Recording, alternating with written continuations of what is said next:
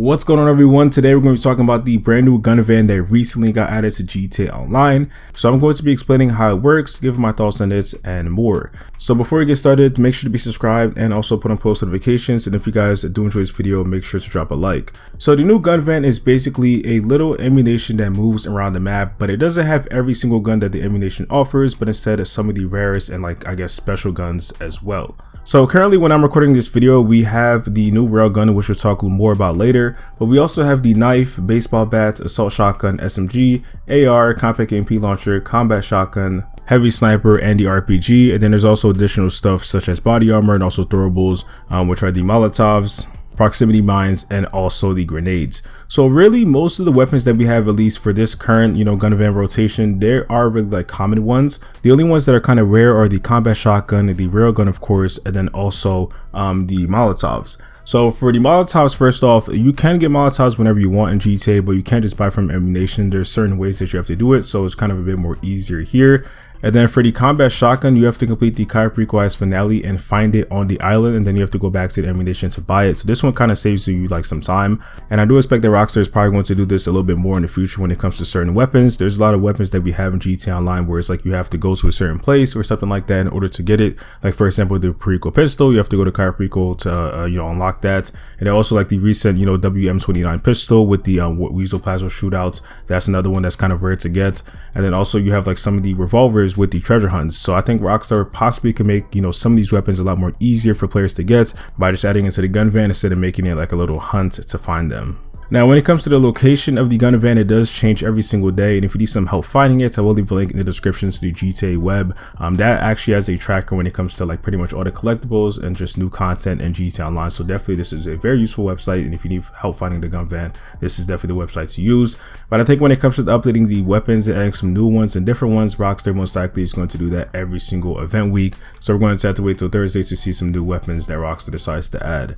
So when it comes to my thoughts on Rockstar adding the gun van, I think honestly it's a pretty good idea. It does bring back a lot of memories to GTA 4 with Armando's gun van as well as Lil Jacobs, and GTA 4 and the Balgate Tony. If you wanted some unique weapons or just ammunition that was closer to you in a way, you just call them up and they would come to the nearest location, and then boom, you just pay whatever you got to do. And honestly, it was a really cool feature to have in those games. But now we also have a new version of the gun van in GTA Online. Now I think it's also a great addition because Rockstar is kind of running out of room when it comes to the ammunition. They kind of are cramming weapons a little bit when it comes to the right side of the wall, and then sometimes weapons even kind of glitch in together because when they add the firework launcher, it kind of blends in with other weapons. So it's kind of just a big problem, and honestly I don't think Rockstar has to make the weapons smaller or add a new part of the wall. I think adding a gun van or just an additional place to buy guns is just a better decision. So I think that when it comes to some future weapons that Rockstar is going to add, they might just put it only specifically in the gun van. We know that there's also some more weapons that should be coming with Drift Fed for this DLC, so we might see that very soon rather than later. Now let's also talk about the Railgun. So this is a weapon that we've known about for years. This has been in GTA 5 since the beginning when it first came out back in 2013, but Rockstar never added it to online. There was some, I think, instances where part of missions or if you glitched it somehow you were able to get the Railgun, but realistically there was no official way in the game to get this gun until now.